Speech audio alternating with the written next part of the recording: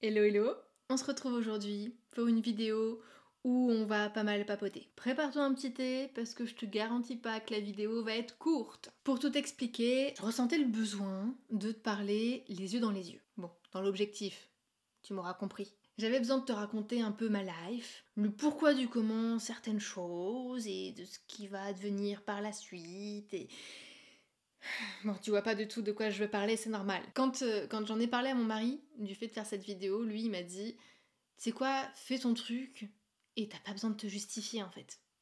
Mais je vais quand même me justifier parce que, bah tout simplement, c'est important pour moi. C'est notamment important pour moi de te montrer mes failles, mes réflexions, les solutions que je vais éventuellement tenter de mettre en place par rapport à ce que je traverse, parce que finalement, c'est simplement le genre de conversation que j'aurai avec une amie. Et comme sur cette chaîne, on parle beaucoup comportement alimentaire, et que même si la partie un peu plus lifestyle, cadre de vie, bien-être, même si c'est pas directement lié à l'alimentation, c'est quand même indirectement lié à toute la partie comportement alimentaire. Et je veux vraiment aussi pouvoir te proposer ce type de contenu, un peu plus lifestyle du coup, parce que je veux que ça t'aide aussi à réfléchir sur certains aspects de ta vie qui seraient peut-être pour toi insatisfaisants et que tu aimerais changer, pour que ça puisse avoir un impact sur ton bien-être et probablement aussi sur ton comportement alimentaire.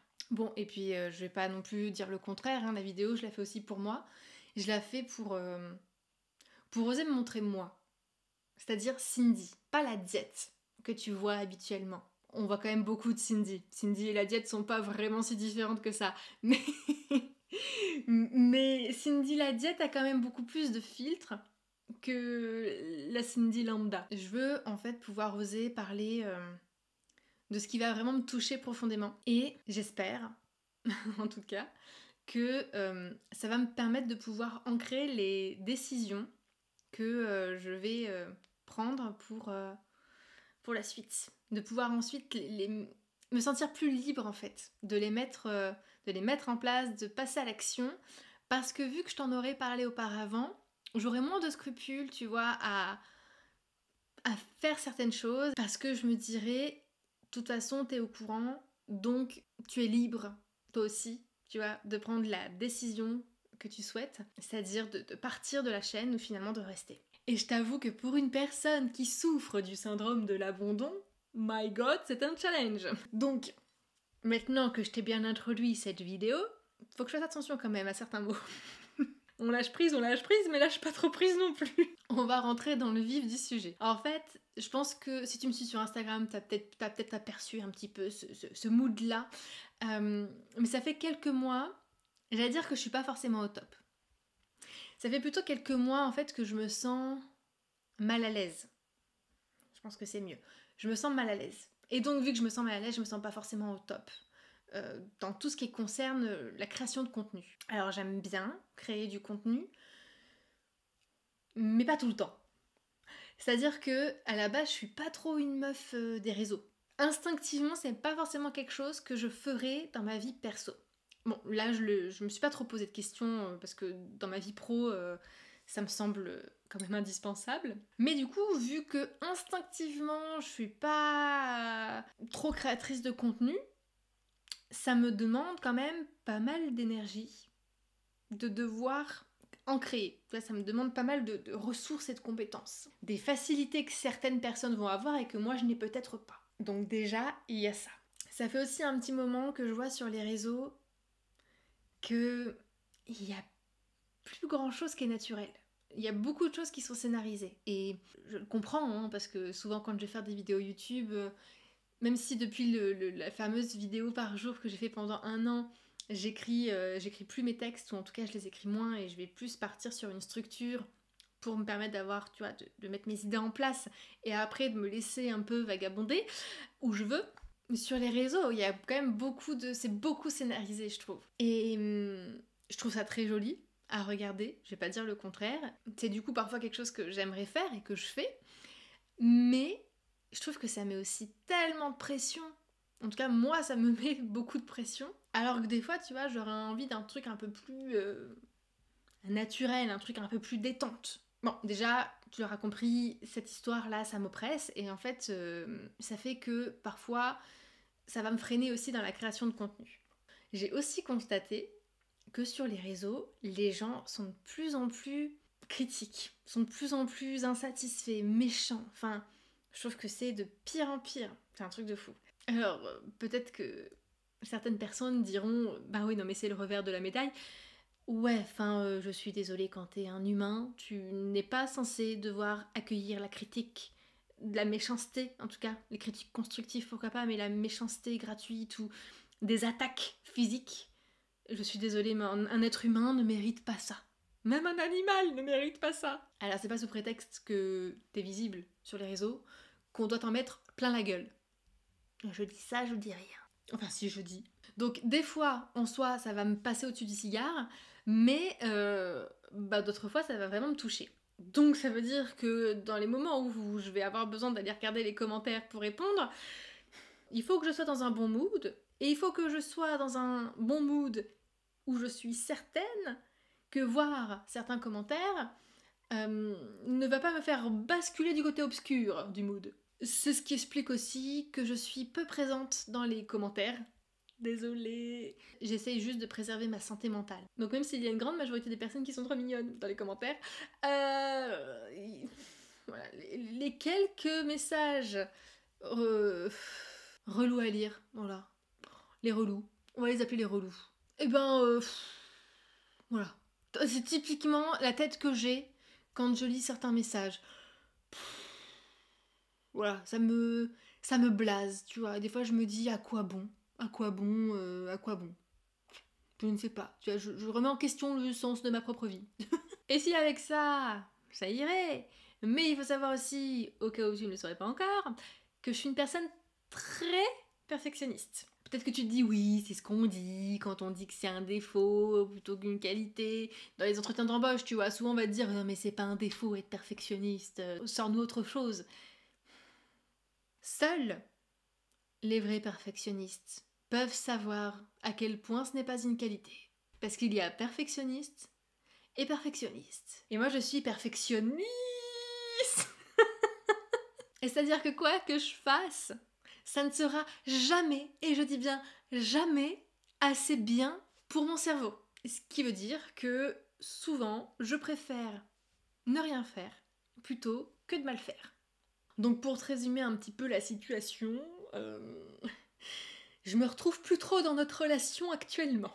Tu vois, dans une relation de couple, quand on a pris un petit peu de distance, qu'il commence à y avoir de l'eau dans le gaz, on va avoir tendance, quand on veut en tout cas, à raviver la flamme, on va avoir tendance, tu vois, à se pimper. C'est-à-dire à mettre nos atouts en valeur, à nous montrer sous notre meilleur jour. Voilà, c'était ça que je voulais dire. À se montrer sur notre meilleur jour. Le problème, c'est que quand ça dure qu'un temps, ça va, tu vois.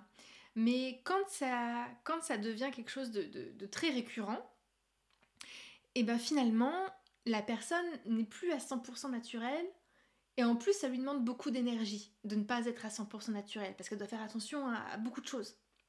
Et ben en fait, c'est un peu ce qui se passe là. C'est-à-dire que j'étais un peu à la one again sur l'année du Covid où j'ai tourné une vidéo par jour parce que le temps comptait et que je n'avais pas le choix. Et puis en fait, plus le temps a passé, et puis plus j'ai pris en compte certains commentaires, et puis plus j'essaie de faire attention à certaines choses, tu vois, que ce soit le son, le visuel, mes gestes, ma voix, enfin j'essaie de faire attention à plein de choses qui m'amènent aujourd'hui en fait à mon craquage de slip. Je n'ai pas réellement craqué mon slip, c'est une métaphore. J'aime beaucoup les métaphores.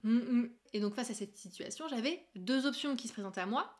La première, c'était de me dire, juste arrête les réseaux. Et puis comme ça, ton problème il est réglé, il n'y en a plus. Et la deuxième, c'est de me dire, tu continues, mais juste arrête de chercher une perfection que t'atteindras sûrement jamais. Parce qu'en plus, ton cerveau ne sera, quoi qu'il arrive, jamais content. Et de l'autre côté, il y aura forcément à chaque fois des gens qui ne seront pas contents non plus. Alors oui, j'en avais conscience depuis un petit moment, mais je pense que ça vient seulement de monter au cerveau.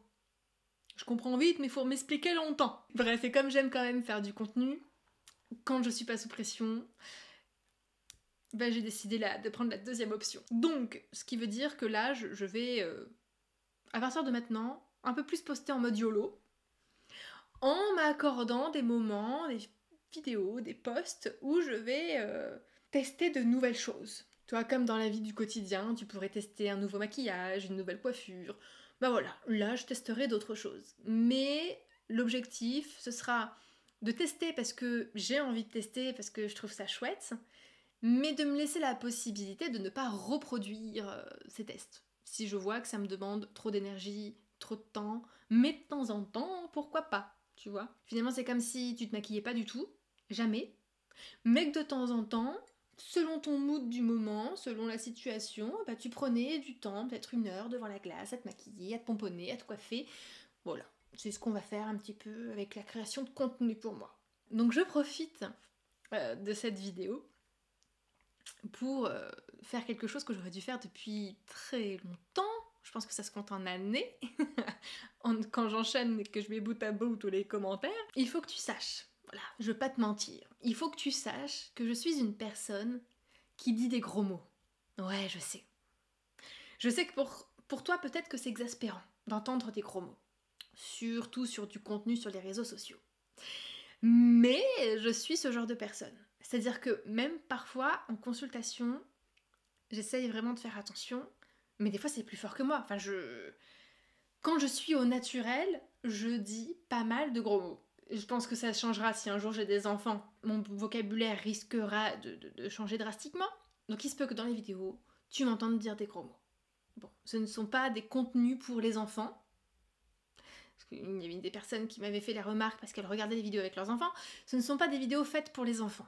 Donc à partir de ce principe-là, il est possible en effet que tu m'entendes dire parfois un gros mot. Je suis aussi une personne, tu l'auras constaté, qui parle beaucoup avec les mains. Bon, toi je pense que tu verras pas la différence sur les vidéos, parce que je trouve que je parle quand même beaucoup avec les mains, mais j'essaye de contrôler ça quand je tourne une vidéo. C'est vrai que quand je fais les montages, je me rends compte que ça se voit pas tant que ça, que j'essaye de contrôler ce truc, mais intérieurement, je contrôle aussi le fait de ne pas dire de gros mots, le fait d'essayer d'éviter de parler trop avec les mains pour pas que ce soit trop parasitant. Et je suis aussi une personne extrêmement expressive du visage. Le problème, c'est que je le fais pas exprès. Je suis un petit peu la Jim Carrey au féminin. La meuf qui a des chevilles. Ouf. J'ai aussi un langage assez familier. Je parle très simplement, avec des mots très simples. J'aime pas les mots compliqués. Et puis dès que j'emploie un mot qui sort un petit peu de mon quotidien, tu vois, je me demandais s'il existe vraiment.